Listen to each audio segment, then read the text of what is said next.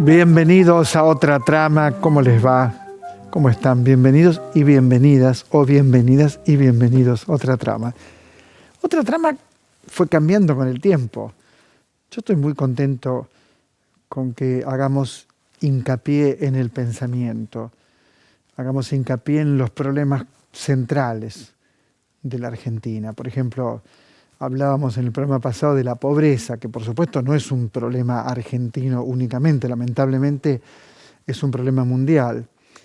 La educación, ¿no? Tanto se habla de la educación en términos presenciales, no presenciales, cómo debería ser, cómo es mucho más importante de cómo debería ser, cómo es actualmente, porque si nosotros tenemos un buen diagnóstico de cómo funciona actualmente la educación, es muy probable que busquemos las herramientas para poder modificarla. Bueno, de esto se trata hoy nuestro programa y vamos a entrevistar con muchísimo gusto a Alberto Sileoni, que fue un excelente ministro de Educación y que es alguien que conoce el tema en profundidad. Por eso lo convocamos a Alberto Sileoni, precisamente para hablar de la educación. Sileoni, claro. Ahora, hace unos días se fue alguien que queríamos mucho, ¿no? Que es Alcira Argumedo, legisladora, una mujer de la política, pero sobre todo una mujer de la acción y del pensamiento, una mujer que quería cambiar las cosas de fondo en la Argentina. Por eso quiero unas palabras de ella, recordándola, porque falleció hace muy poco, sobre la educación. La vemos y la escuchamos. El recurso estratégico por excelencia para definir el futuro de los países es la capacidad de manejo de información, disponibilidad, procesamiento, etc., y el conocimiento humano. ¿Esto qué quiere decir?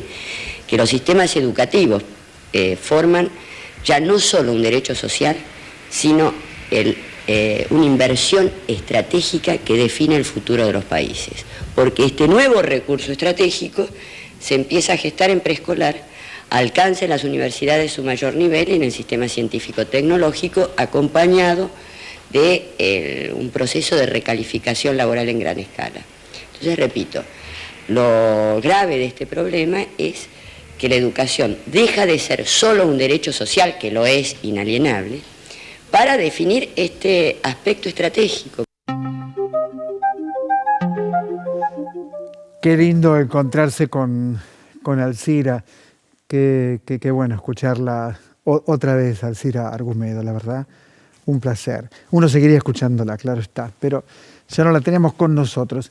Sí saludo ahora a Alberto Sileoni, que decía, fue un notable ministro de Educación.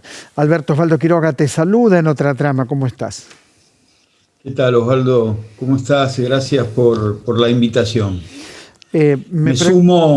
Si me permitís, me sumo al recuerdo de Alcira, que ha sido una luchadora, una militante, pero a la vez una especialista en los temas de sociedad, de educación, de política, con una mirada profundamente americana, nacional, ¿no? Usamos con mucho provecho sus obras en la universidad y las generaciones de jóvenes se quedan admiradas con la originalidad de su pensamiento. Alberto, ¿cómo ves la educación no solo en la Argentina, sino en toda Latinoamérica? ¿Cuál es para vos el problema central de la educación en este momento y en esta coyuntura? A ver, antes de la pandemia los problemas educativos tenían que ver con que no estaba alcanzando la región los aprendizajes que la sociedad desea. Tenemos que mejorar mucho en cuestiones que algunos llaman calidad. Yo me resisto a a decirle de ese modo, pero tiene que ver con el mejoramiento de los aprendizajes, de lo que los aprendizajes lleguen a los estudiantes. Y también otro aspecto que es significativo en la región, que sobre todo en el secundario no están todos los chicos que debieran estar. Todavía tenemos en eso deudas bastante importantes, aunque la Argentina había avanzado considerablemente, pero tenemos que sostener, Osvaldo, a los muchachos y a las muchachas en las escuelas. Entran en el secundario en proporciones importantes y tenemos allí un desgranamiento, algunos llaman deserción, que es una palabra que tampoco me gusta, pero tenemos un desgranamiento a partir del segundo o tercer año. Hay que reforzar esa cuestión, hay que trabajar con mayor inversión, por supuesto, hay que trabajar con acceso a tecnología, y todo esto desde hace 14 meses ha sido profundizado por la pandemia, ¿no? La desigualdad ahora ha adquirido ribetes que rozan la tragedia, y hay una gran cantidad de niños, niñas, sobre todo muchachos y muchachas, que están con una relación muy débil respecto al sistema educativo, porque durante toda la pandemia hubo una estrategia virtual, y una gran cantidad de argentinos y argentinas no tienen equipamiento, no tienen los recursos necesarios, tienen 1 o 2 teléfonos en casa con poca señal, con pocos datos, y deben ser distribuidos en 2 o 3 hijos. Ahí tenemos un problema significativo. El macrismo suspendió el programa Conectar Igualdad, que dotaba de recursos tecnológicos. Vos sabés bien, esto se conoce, todos los años se renovaba aproximadamente un número de 750.000 ingresantes a primer año del secundario, así que eso no ocurrió durante 4 años. Ahí hay 3 millones de netbook menos en el sistema educativo. Abandonaron la reparación de las netbooks también, hay como otro 1 millón de netbooks que están en un estado de inactividad. Es muy doloroso, muy impactante. Me llegaron durante muchos años aulas enteras de las escuelas con netbooks que estaban totalmente inactivas. Y esos son recursos, Osvaldo, que se restan al sistema educativo. No me quiero dedicar a mirar para atrás, pero creo que hay que decirlo, claro, por un criterio de justicia. ¿Cómo ves el punto de presencialidad, virtualidad? ¿Cómo pensás esto? Porque es una contradicción muy difícil de poder superar, dado que no todos tienen computadoras, pero a la vez, claramente, la pandemia directamente mata, ¿no es cierto? Entonces tenemos que bajar la circulación. ¿Cómo lo pensás vos? Y en algún sentido tu reflexión orienta mi respuesta, Osvaldo, porque la verdad que no hay un dilema virtualidad o presencialidad. Hay una pandemia que se ha llevado 3.300.000 seres humanos, 65.000 argentinos que han fallecido. Digamos, no hay discusión. Hay una discusión localizada que todos conocemos en la ciudad de Buenos Aires. Siempre trato de recordar que la ciudad de Buenos Aires es el 7% del sistema educativo nacional, porque a veces pareciera que es la totalidad y es realmente una proporción menor, pero con un gran impacto y con una gran resonancia en materia de que sus decisiones tienen un alto vuelo y impactan en la sociedad. Por alguna razón que pareciera fácil de determinar, que no son razones pedagógicas, sino razones políticas, la ciudad de Buenos Aires insiste en sostener una presencialidad que cada vez se torna más difícil, Osvaldo. Han muerto docentes, siguen muriendo docentes en estas horas, en estos días. Hay una gran cantidad de padres que han decidido no enviar a sus hijos a la escuela. Una exfuncionaria del gobierno macrista llegó a decir que los papás que no enviaban los hijos a la escuela eran militantes del kirchnerismo. Me parece que... Ya llegan a un límite, claro, a un límite que no tienen vergüenza, directamente no tienen vergüenza. Se ha destruido el valor de la discusión pública, ¿no? De la verdad. Del mismo modo que digo que aquellos papás que envían a sus hijos tampoco quieren dañar a sus hijos. No puedo pensar eso de un padre, de una madre. Son opiniones. Pero bueno, estamos en este momento en el peor de los escenarios en la ciudad de Buenos Aires y te explico por qué. Porque deben estar yendo el 20-30% de los chicos de las escuelas públicas. Hay escuelas, infinidad de aulas con 6 o 7 chicos. La maestra, el maestro se tiene que encargar de esos 6 o 7 chicos que están en la escuela y hay 20 y pico de chicos en casa que no pueden sostener la virtualidad con un maestro porque el maestro está ocupado en otras cosas. O sea, podría decir sin temor a equivocarme que en el 2021 en la ciudad de Buenos Aires hay menos clase que en el 2020 por esta circunstancia. Por un capricho o por un posicionamiento político o porque el jefe de gobierno le habla a su electorado o porque deben haber hecho un focus group que les dio que ponerse duros tenía réditos políticos. Pero la verdad que no hay razón. Alberto Fernández el otro día, creo que era desde Merlo, dijo que no hay ninguna circunstancia política que autorice la no defensa de la vida. Obviamente. Por supuesto. Es casi, lo entiende un chico de 4 años. Eso, exactamente. Es muy sencillo de ver. Exactamente. Durante tu gestión como ministro lograste cosas que fueron muy, muy importantes. Conectar igualdad es algo central para poder estudiar hoy en este mundo tan tecnológico, por supuesto. El tema de la educación y la pobreza es un tema de difícil solución, me parece, ¿no? Por la deserción escolar, por la falta de incentivos desde el hogar, por la falta de dinero para comprar lo mínimo. ¿Cómo lo ves vos, Alberto? Mirá, ahí no hay discusiones. Las bibliotecas coinciden, Osvaldo. El rendimiento académico de los chicos, la trayectoria escolar de los chicos tiene íntima relación con su origen, con su cuna, con su situación económica. Allí no hay discusión, coinciden todas las tribus pedagógicas. Evidentemente hay como una cuestión predictiva, ¿no? Como la profecía de la cuna, digamos.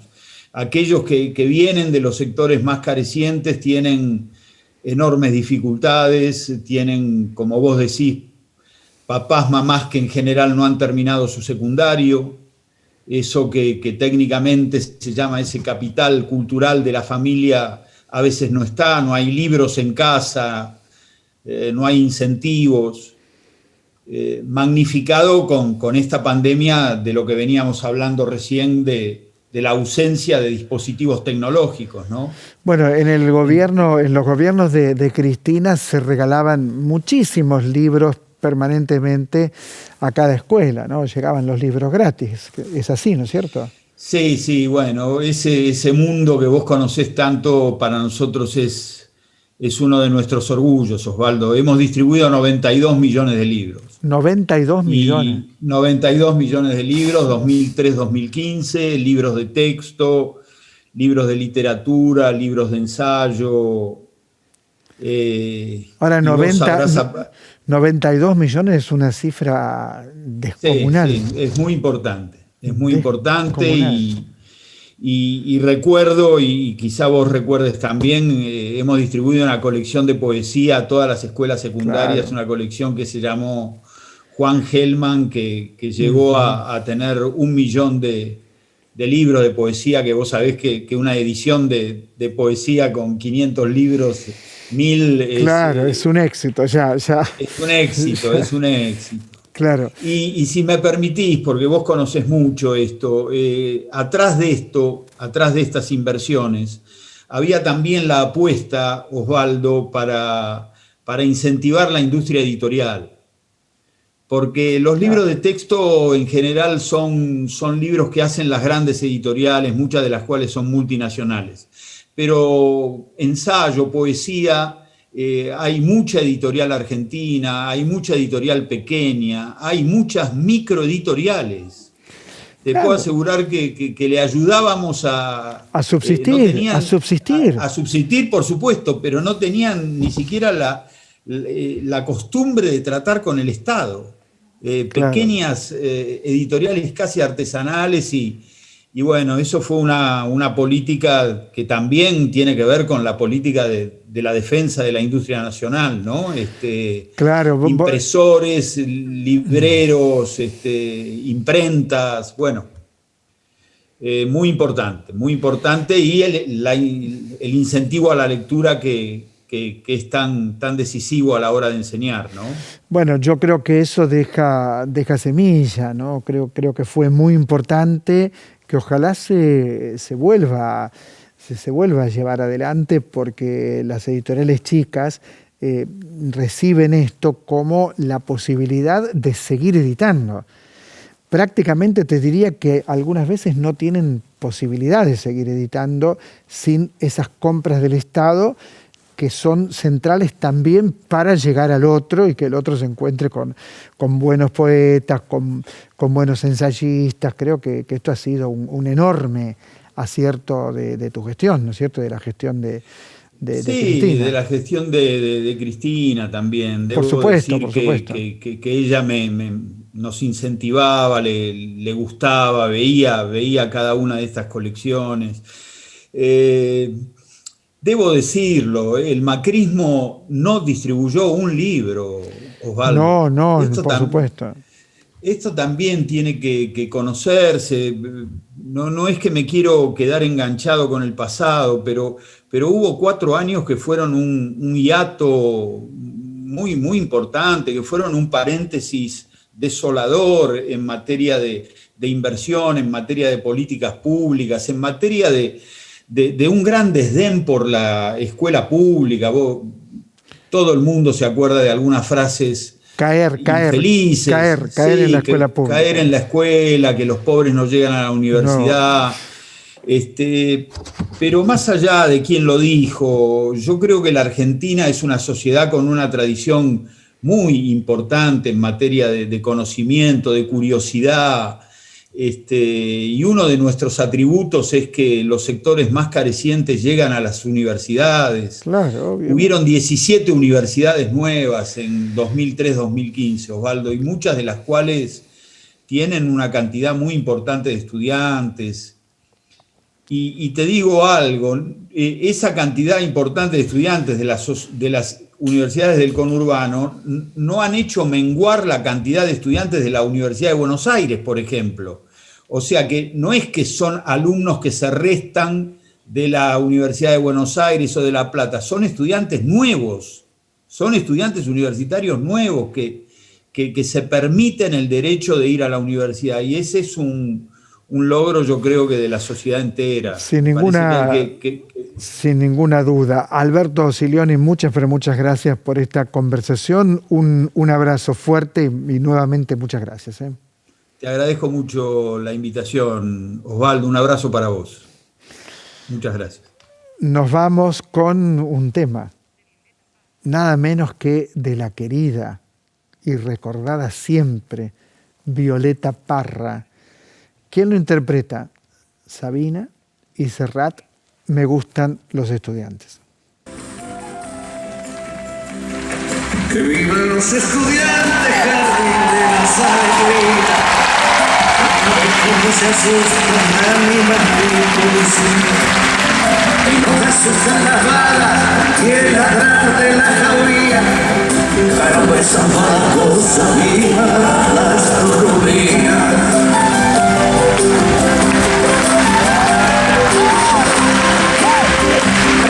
Me gustan los estudiantes que rugen como los vientos, a les meten al oído Sotanas y regimientos, pajarillos y verdarios, igual que los elementos, caramba esa mala cosa, derivando experimento.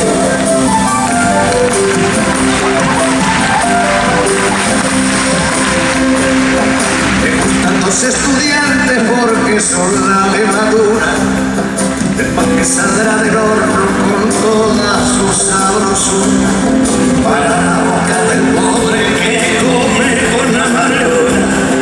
Para esa mala cosa, viva la literatura.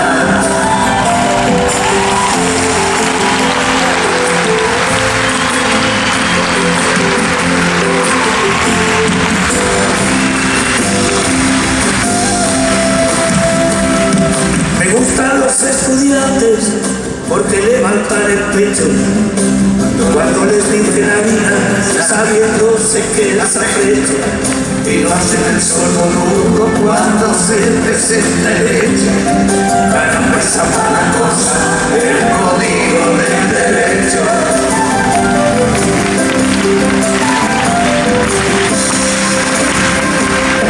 Me gustan los estudiantes que van al laboratorio, descubren lo que se esconde adentro del profesor.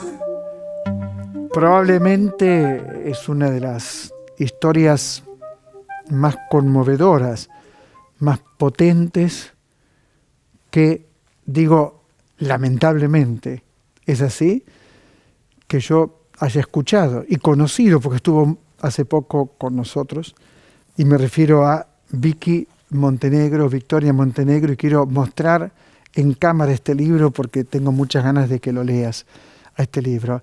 Esta es la historia de Vicky Montenegro o de Victoria Montenegro, alguien que tuvo que convertirse en Victoria porque no era Victoria, era alguien que fue apropiada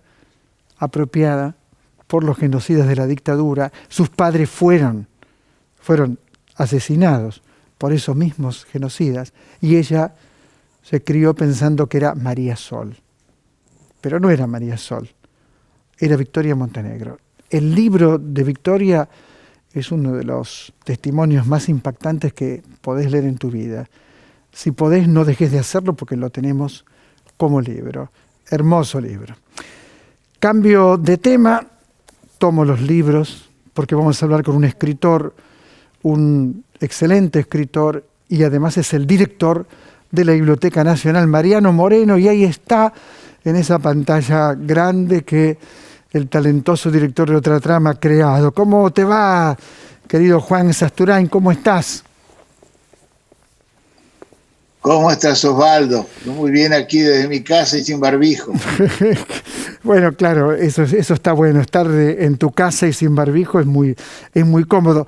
Juan, varias cosas. No tengo aquí este libro, Pierce el Improbable, pero antes te quiero preguntar por la Biblioteca Nacional, ¿no? Te ha tocado, como le ha tocado al presidente, como le ha tocado al gobierno, el peor momento, ¿no es cierto?, para poder trabajar. Pero bueno, vos estás trabajando, contanos. Bueno, el peor momento nunca sabemos, como diría Vallejo, el peor momento de mi vida no ha llegado todavía, no sabemos. Pero bueno, hemos en conjunto, y el plural no es un plural intencionado así, o oportunista, hemos sobrellevado bien, dentro de lo que cabe, esta circunstancia que nos ha condicionado como a todo el mundo, sobre todo pensando que no es algo que nos afecte solamente a nosotros, sino a todos. Así que bueno, nada, desde ese lugar hemos trabajado muchísimo y seguimos trabajando. Hoy por ejemplo, ha sido un día muy, muy intenso en la Biblia. Mirá que yo hace un año y un mes que prácticamente no piso concretamente no piso el hermoso edificio que alguna vez nos diseñó el querido Clorindo Testa. Y hoy ha sido un día muy, muy rico, muy de muchas cosas, ¿no? Por ejemplo, ya estamos ultimando el lanzamiento en el canal Encuentro de 2 de nuestros programas, ¿no? El cual me pone muy, pero muy feliz. Uno que se llama apalabradas, que sobre reportajes a escritoras argentinas. Es un producto que habíamos generado en nuestra propia web y que Encuentro lo ha recibido. Y también lo mismo pasa con el diario de la peste, que se va a convertir en micros, que se va a difundir en ese hermoso canal que nos tiene con el cual tenemos tan buenos recuerdos. Y ayer tuvimos la jornada inaugural del quinto encuentro del libro antiguo y libro raro. Pero 1.500 personas participan, 1.500 expertos de 22 países, que es increíble, ¿no? Para nosotros que estábamos afuera y que ahora de golpe nos encontramos en estas cosas, hoy lanzamos los cursos online. Si yo te digo que se anotaron 10.000 personas, Osvaldo. Bueno, también personas, hay diseminados en 5 cursos que van desde cultura mapuche hasta lectura de novela contemporánea. Así que te aseguro que la sensación es que, bueno, la Biblia, como la cultura, está más viva que nunca, ¿no? Y también tu escritura está más viva que nunca, ¿no? Tengo acá Peirce el improbable, tu amor por Hammett siempre presente, ¿no es cierto? Y bueno, y esta cosa, no sé cómo llamarla, quizás borgiana, no sé, de un texto perdido, un texto recuperado, una búsqueda. Yo no te creo, sí creo en tu excelente escritura, pero supongo que es todo ficción. Por eso el personaje se llama Peirce el improbable. Claro. Si se llamara el improbable Peirce remitiría más a Onetti, ¿no? El posible Baldi. Claro. Al ser el Peirce el improbable remite más a Funes el memorioso. Y algo de esas herencias en nuestras lecturas, en nuestros fervores están presentes. Pero la palabra improbable es precisamente la que apunta al centro de la cuestión, Osvaldo, como vos bien decís. ¿Qué es algo improbable? Algo improbable es algo estadísticamente de pocas posibilidades de que se produzca. Pero por otro lado, improbable es, en términos de veracidad, aquello que no puede ser demostrado, ¿no es cierto? Lo que no puede ser probado. Bien, como la literatura es ficción, aquel texto que se lee en código literario es una ficción, a esa no se le puede aplicar el criterio de verdad. No es ni verdad ni mentira, ¿no es cierto? Es ficción, es una convención. Bueno, esta es una convención. Peirce el improbable es un texto, es una convención, obviamente es un texto literario, que utiliza elementos de equívoca veracidad.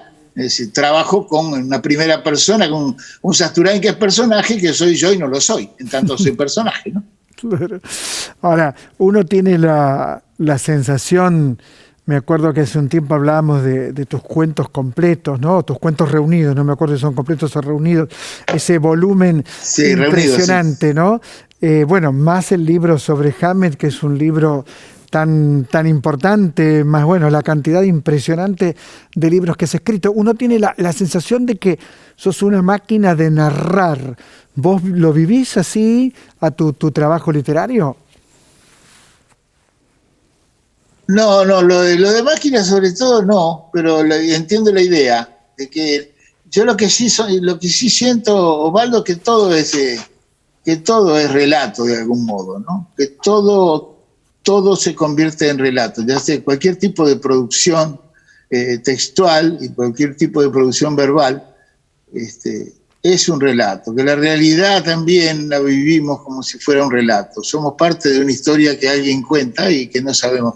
Somos personajes, ¿no?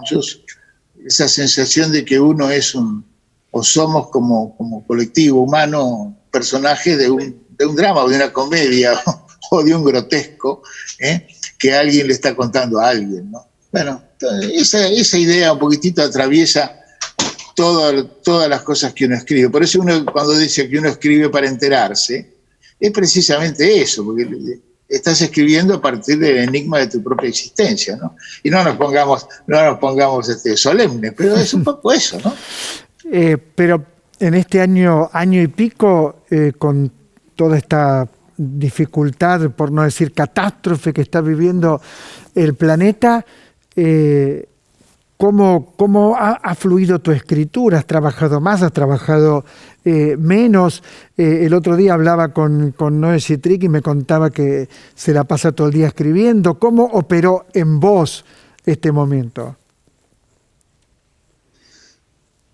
Yo he leído, como en general me sucede, ¿no? Me ha sucedido en mi vida. Leo mucho más de lo que escribo. Leo muchísimo más de lo que escribo. Y este año y pico he leído muchísimo. Hoy acabo de terminar de leer debe ser la cuarta vez, sobre héroes y tumbas, porque vamos a hablar mañana o en uno de estos días vamos a hablar en homenaje a los 10 años de la muerte de Sábato. Vamos a hablar con María Rosa Lojo. Y claro, bueno, la lectura de Sobre héroes y tumbas, por ejemplo, me llevó 3-4 días de tan conmovedores, tan hermosos, ¿no? Dice que la lectura me llena, he leído muchísimo. Estoy escribiendo una novela también, estoy escribiendo una novela de Echenique, que se llama Tinta China, pero la lectura me resulta más placentera, tengo mucho trabajo y entonces cuando termino de trabajar o antes de animarme a ponerme a trabajar, la lectura saludablemente me distrae de mí mismo y me introduce en esos mundos que tanto nos seducen, ¿no? Y esta novela que estás escribiendo, adelantanos algo sobre esta novela. Bueno, es una novela del veterano detective. Transcurre en el invierno del 79. Dice que todas las historias de Echenique, de Echenique, transcurren durante la dictadura. Él se movió en esa época. Y es la primera vez que se mueve en un ambiente que a mí me es muy afín, muy, muy querido y muy cercano, ya lo era en aquella época, que es el mundo de las editoriales, del dibujo, de la historieta. Aparecen personajes del mundo real, digamos. En la primera escena aparecen Tano Prat y Moebius, por ejemplo, que aparecen en la oficina del viejo. Y la historieta se llama Tinta China. Tinta China, es una historieta, dije. La novela se llama Tinta China. Estoy muy, muy contento con ella. En este momento iré por la página 140, por ahí, y tengo a los personajes anclados en una pizzería frente a la estación Morón. Así que ya te contaré más adelante cómo avanza eso. Frente a la estación Morón del tren Sarmiento, ahí justo ahí. Sí, señor. Mirá, sí, señor. Mirá. Sí, señor, un viaje al oeste. Un viaje al oeste, claro, está Castelar, Morón, sí conoceré esa zona. Yo viví en Castelar toda mi infancia y adolescencia, ¿no es cierto? Así que la conozco muy bien. ¿Cómo pensás que sigue esta coyuntura? Yo sé que no sabemos exactamente cómo sigue, pero ¿cuál es tu expectativa frente a esta coyuntura? Bueno, si te referís a la coyuntura estrictamente sanitaria, yo supongo y en la suposición siempre está implícito el deseo, ¿no? Que bueno, que va a ser que en algún momento vamos a empezar a virar hacia una situación más saludable, con una expectativa y una esperanza de mejoría con mayor capacidad de certeza, ¿no es cierto?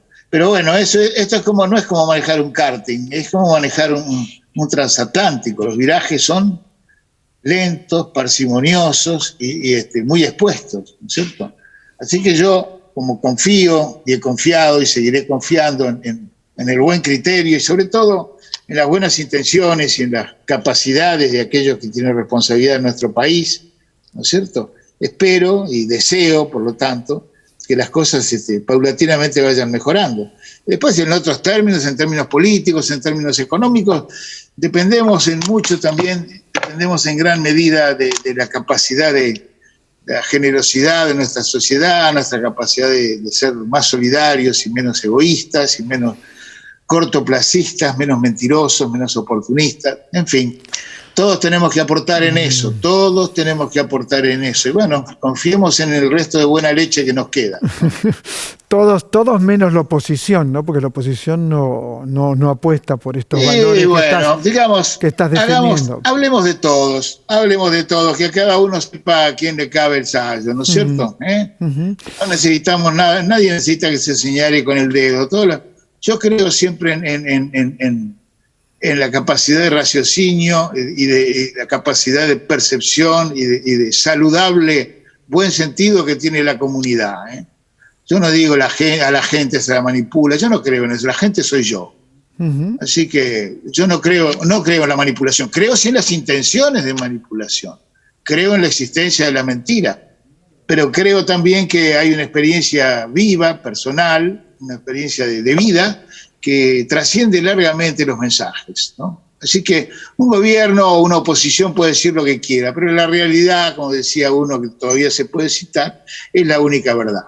Y la realidad trasciende los discursos. Juan Sasturain, te envío un fuerte abrazo. Tenemos acá Pierce el Improbable, excelente libro, tenemos los cuentos, tenemos siempre un Sasturain a mano. Te envío un fuerte abrazo. Bueno, para vos, Osvaldo, y gracias por la comunicación y saludos a todos los compañeros de eso. Bueno, era Juan Sasturain, y el mundo de los escritores en un momento como este, por supuesto que varía muchísimo. Hay quienes, te voy a mostrar un libro en cámara, hay quienes escriben todo el tiempo, se lo decía recién a Juan, como Noé Chitric, que ha publicado este libro estupendo que es Lógica, no sé si lo pueden ver, Lógica en Riesgo, que es un libro de pequeños ensayos. Cuando digo pequeños ensayos, digo ensayos breves. Algunos tienen 3 páginas, otros tienen 2 páginas, otros son simplemente el desarrollo de una observación. Y ahí Noé Chitric lo que te muestra es que todos los temas pueden convertirse en motivo de reflexión cuando hay una mirada inteligente, una mirada precisa y una prosa que puede sostener esa mirada. Y me parece que Lógica en Riesgo genera admiración, porque incluso cuando uno habla con Noé Chitric, hemos hablado varias veces con Noé Chitric en este tiempo, es como si tuviera toda la vida y toda la alegría, ¿por qué no decirlo? Y toda la alegría puesta en el acto de crear, en el acto creativo. Entonces, produce permanentemente textos, y me dijo el otro día una frase que me dejó pensando. Él me dijo, para el que sabe escribir, también esta circunstancia puede ser beneficiosa. Para quien le gusta escribir, quien puede internarse en la escritura.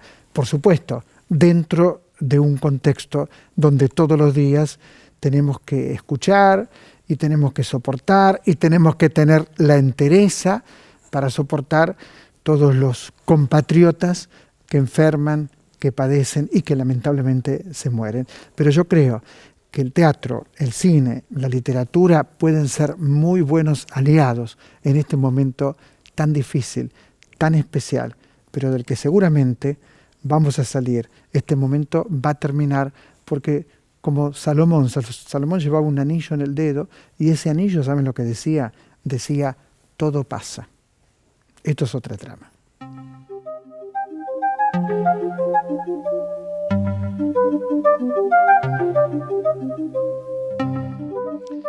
Si ingresás a la web del Complejo Teatral de Buenos Aires, podés encontrarte con muchas sorpresas.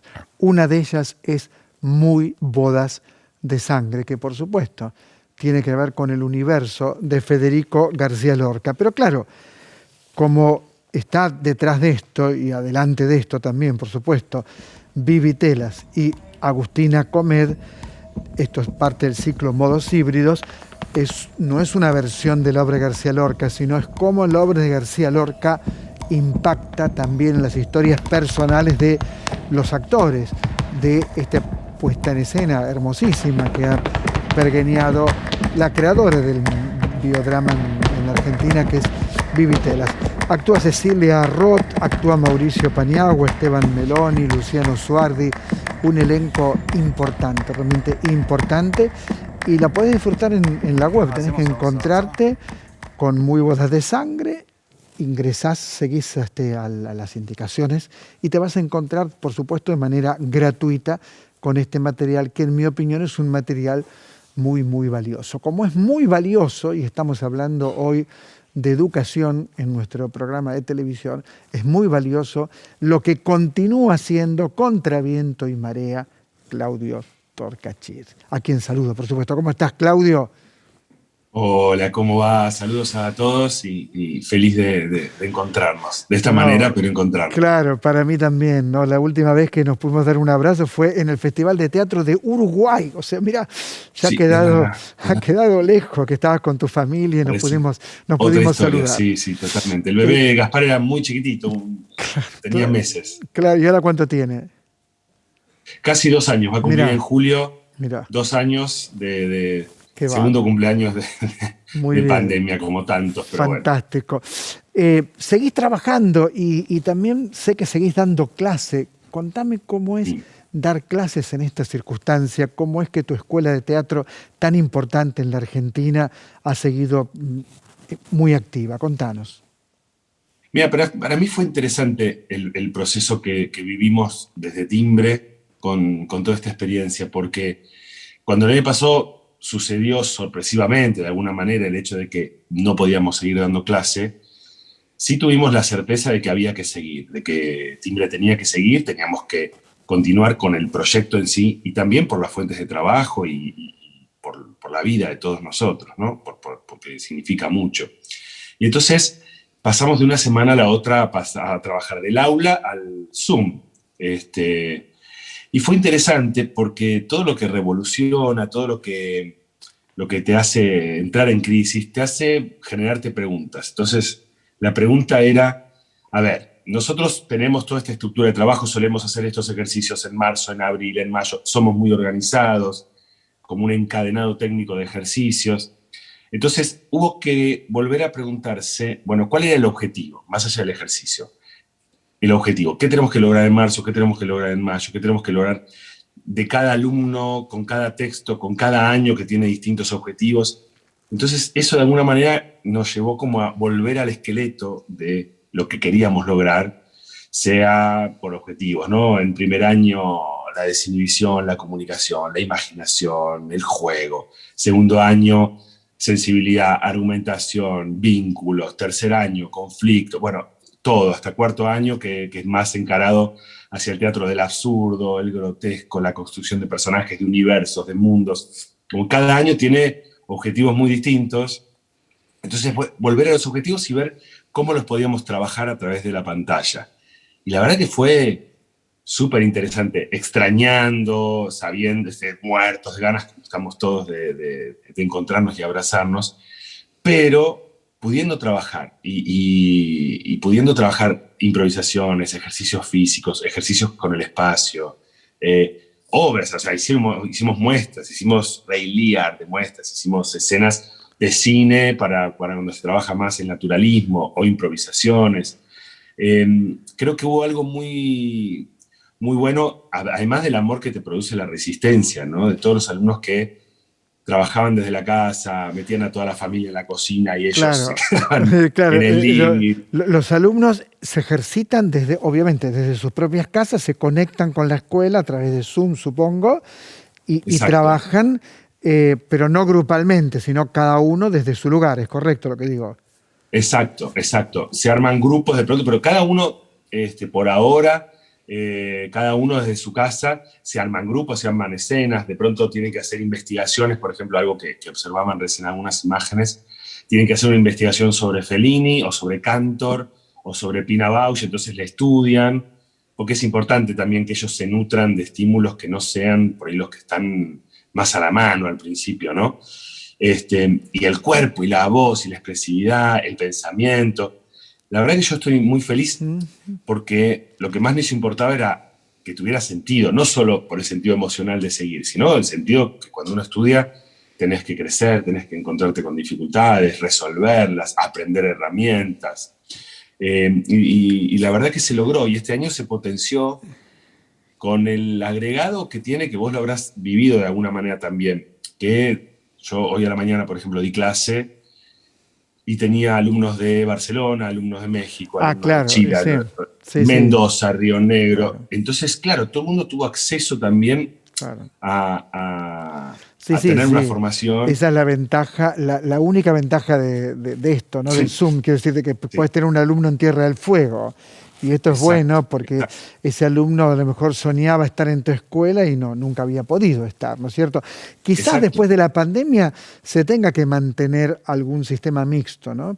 Precisamente por esto que vos decís, ¿no? Mira, yo creo que sí. Este año lo hicimos ya, porque obviamente, aunque volvimos en marzo a las clases, en febrero volvimos a las clases, primero, había mucha gente que no quería tomar riesgos y por supuesto teníamos que darle un lugar a esa gente en distintos grupos. Y después que, como decís, hubo gente que quedó, ya digamos, que hizo el año pasado desde Mendoza y dijo, che, yo quiero seguir, o desde Barcelona, que solemos tener alumnos de España. Entonces, eso sigue. Y por supuesto, cuando se pueda volver a lo presencial, lo hemos hecho con máscaras y marcando en el espacio, con grupos muy reducidos, con ventilación cruzada. O sea, más allá de lo protocolar, lo que a nosotros nos parece que es necesario para estar seguros, porque si no se produce una sensación de incomodidad que no está buena. Claro. Y ojalá un día vuele todo por el aire. Claro, claro. Claudio, ¿la sala grande está preparada como para poder regresar cuando las autoridades lo permitan? Exacto, sí. Nosotros, para poder abrir las dos salas y todas las aulas de timbre, hicimos una reforma durante el verano, que fue bastante costosa, Claro. para poner ductos que atraviesan cada espacio con motores, extractores de aire, que hacen que permanentemente esté circulando aire nuevo en cada espacio, en cada aula y en cada sala. O sea que tanto las clases como las funciones se hacen con un sistema de ventilación permanente. Ah, perfecto. Eso está bueno. Sí, Claro. sí. Sí, eso implicó un esfuerzo económico inmenso, porque es muy caro hacer todo eso, ¿no? Pero bueno, Exacto. Tu amor al teatro Sí. te caracteriza. Muy complejo, muy complejo lo hicimos nosotros como muchísimas salas independientes, que todas las que quisiéramos trabajar, ¿no? Pero esto era muy difícil porque después de un año estar cerrados, para poder arrancar, hacer esa inversión y luego arrancar, bueno, como se puede ahora, ¿no? Con un aforo reducido. Pero bueno, hay algo que uno tiene que todos nosotros tenemos, vos también, de querer mantener la llama viva, como sea, como se pueda, mientras se pueda. Exactamente. ¿Extrañás personalmente actuar? ¿Vos como actor que sos? ¿Extrañás esto? Muchísimo, muchísimo. Extraño mucho actuar. Casi te diría que es... Bueno, hay días que extraño distintas cosas. Soy muy consciente de la dificultad que se está viviendo y dónde está el foco, ¿no?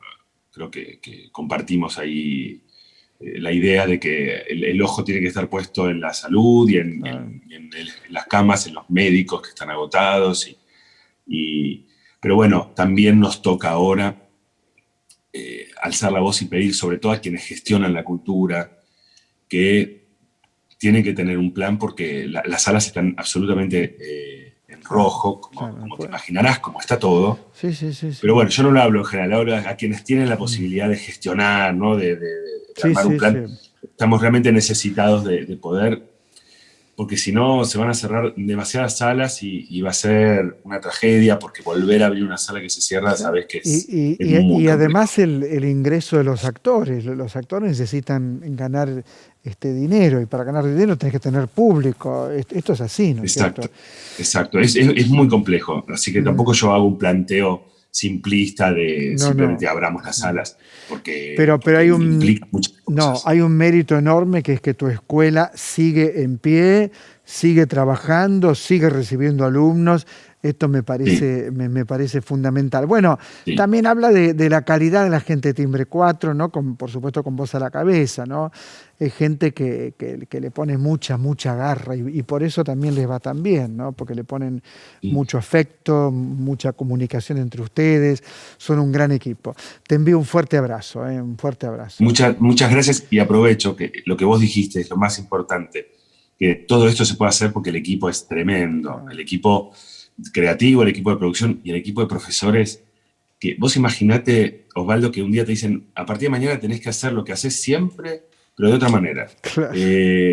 Lo que hacías con la gente en el aula lo tenés que hacer por una cámara, y además realmente el nivel de aprendizaje que nos implicó, de flexibilidad, de riesgo, que como somos todos muy curiosos, creo que que cundió y que sirvió, porque, perdón, que me extralimito, pero porque está interesante, creo, contar la experiencia. También sirvió, por ejemplo, porque tuvimos clase con Declan Donnellan desde Inglaterra, todo el equipo de profesores, con Verónica Odó desde Chile, con Raúl Serrano. O sea, aprovechamos que descubrimos esta herramienta para decir, che, bueno, ¿con quién queremos estudiar? Con Raúl Serrano. Entonces venían, nos daban clase, tomábamos notas, nosotros aplicábamos. O sea que, conscientes de la dificultad, yo me siento agradecido de pertenecer a un grupo tan ferozmente vivo y creativo y talentoso y muy solidario, y tremendamente solidario. Eso quería decir. Fuerte abrazo, Claudio Tolcachir, un abrazo para tus hijos y muchas gracias por esta comunicación. Bueno, gracias a vos y a todos ustedes por el trabajo. Muchas gracias. Bueno, era Claudio Tolcachir, terminamos el programa. Claro, se aprovecha la tecnología porque queremos perseverar en lo que hacemos, ¿no? Entonces, como la gente de teatro desea tanto continuar trabajando, continuar creando personajes, continuar viviendo del saber hacer que han incorporado, bueno, encuentran caminos. No digo que sea lo ideal, por supuesto, ni creo que seguro Claudio tampoco piensa eso. El teatro requiere de teatro. Pero dijo una frase: mantener la llama viva, mantener el deseo, mantener el ímpetu. Y bueno, como decía nuestro querido Roberto Ar, el futuro es nuestro por prepotencia de trabajo. Y los actores, por eso yo amo tanto el teatro, ¿no? Porque el teatro siempre ha dado respuestas en los momentos más brutales, siempre el teatro ha tenido respuestas. Recordemos Teatro Abierto, por ejemplo, ¿no? Y veamos cómo ahora el teatro ha creado un estilo distinto, un estilo que a mí me ha costado mucho aprender, lo he estado aprendiendo, pero cuando hablaba de Muy Bodas de Sangre, yo me negaba bastante en un primer momento a ver este tipo de producciones. Yo decía, yo quiero ver al actor transpirando, yo quiero ver al actor sufriendo en escena, riéndose en escena. Yo quiero el teatro presencial. Claro, toda mi vida estuve vinculado al teatro presencial. ¿Qué es esto? Bueno, ahora, cuando veo puestas como Muy Bodas de Sangre y otras puestas que vamos a comentar en sucesivos programas, vi una en el Cervantes también que me interesó muchísimo, entiendo que también se creó un dispositivo que, si bien no es teatro, no es teatro como estamos acostumbrados a ver, tiene actores, tiene actrices, tiene puesta en escena, tiene un trabajo sobre cámaras que no es poner una cámara como hacíamos antes para presentar en el festival algo, una cámara fija. No, hay todo un trabajo de cámara. Y esto hay que aplaudirlo. No nos dejamos abatir por las terribles circunstancias que vivimos. Les envío un fuerte abrazo. Y nos reencontramos, por supuesto, en la televisión pública, como siempre, tratando de hacer la mejor televisión pública que podamos. Ese es el objetivo. Gracias.